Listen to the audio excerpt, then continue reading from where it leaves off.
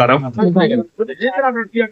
BRS party silver Jubilee రజతోత్సవ సభ 25 సంవత్సరాల సుదీర్ఘ ప్రయాణం, దాంట్లో జరిగినటువంటి గొప్ప విజయాలు, ఒక 10 ఏళ్ల పాలన, తెలంగాణ రాష్ట్ర అవతరణ తెచ్చుకోవడం, బంగారు తెలంగాణ మార్చుకోవడం, జరిగిన కష్ట నష్టాల నుంచి బయటకు వచ్చి తెలంగాణ తెచ్చుకొని తెలంగాణ రాష్ట్రాన్ని బంగారు తెలంగాణగా మార్చి ఎక్కడికక్కడ ప్రాజెక్టులు కట్టి నీటి వసతులు పెంచి రైతుల పట్ల బ్రహ్మాండంగా చూసుకుని రైతుల కన్నీళ్లు తుడిచి రైతులను ఆనందంగా చూసుకున్నటువంటి కేసీఆర్ పాలన ఇవన్నీ 2023 ముందుకు జరిగినటువంటి తర్వాత ఈ సంవత్సరంన్నరలో జరిగిన అవకతవకలు, అన్యాయాలు, ఘోరాలు, వీటన్నిటి మీద రేపు 27వ తారీఖు నాడు గౌరవనీయులు కేసీఆర్ గారు బలం విప్పనున్నారు.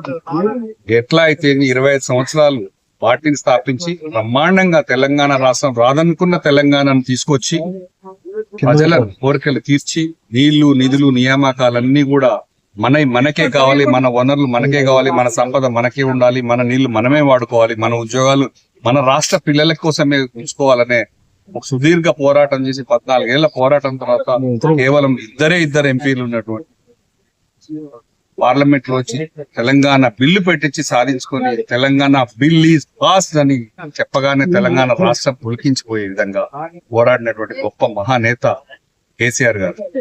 ఆయన ఆనవాళ్ళు చెరిపేస్తామని చెప్పే ఇప్పటి ముఖ్యమంత్రి ఆయన ఆనవాళ్ళు చెరిపేయలేరు కాదు కదా, ఏమి చేయలేరు.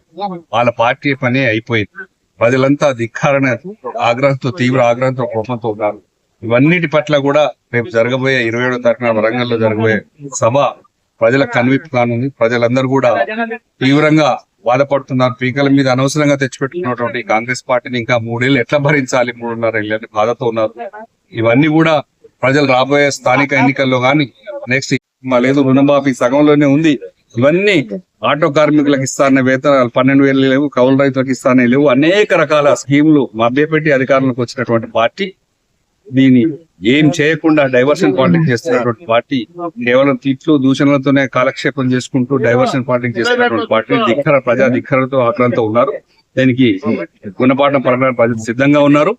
27వ తారీఖు నాడు చలో వరంగల్ ప్రోగ్రామ్ సక్సెస్ చేయడానికి లక్షలాదిగా మంది ఈ రాష్ట్రాన్ని వస్తున్నారు వరంగల్ కి. ఇది ప్రపంచం అంతా చూడబోతుంది. చరిత్రలో ఒక సువర్ణ అక్షరాలతో లిఖించదగ్గ అధ్యాయం 27వ తారీఖు నాడు కాబోతుంది. ప్రజలందరూ కూడా అత్యధిక సంఖ్యలో తరలి వస్తున్నారు. అందరి కోసం అన్ని వసతులు ఏర్పాటు చేశాం. ట్రాన్స్పోర్ట్ అన్ని చూసుకుంటున్నాం. భోజనాలతో చూసుకునే వసతులందరూ డిస్కస్ చేసుకుని ఇక్కడ అశ్వరాపేటలో జిల్లా అధ్యక్షులు కాంతారావు గారు, రేగా కాంతారావు గారు, మెత్స నాగేశ్వరరావు గారు, కాన్స్టిట్యూన్సీ ఇన్ఛార్జ్, మాజీ శాసనసభ్యులు, వీరందరం కలిసి ఈ నియోజకవర్గం మీటింగ్ పెట్టుకున్నాం. ఇక్కడి నుంచి ప్రజలంతా కూడా తరలి రావాలని కోరుకోవడం. జై తెలంగాణ.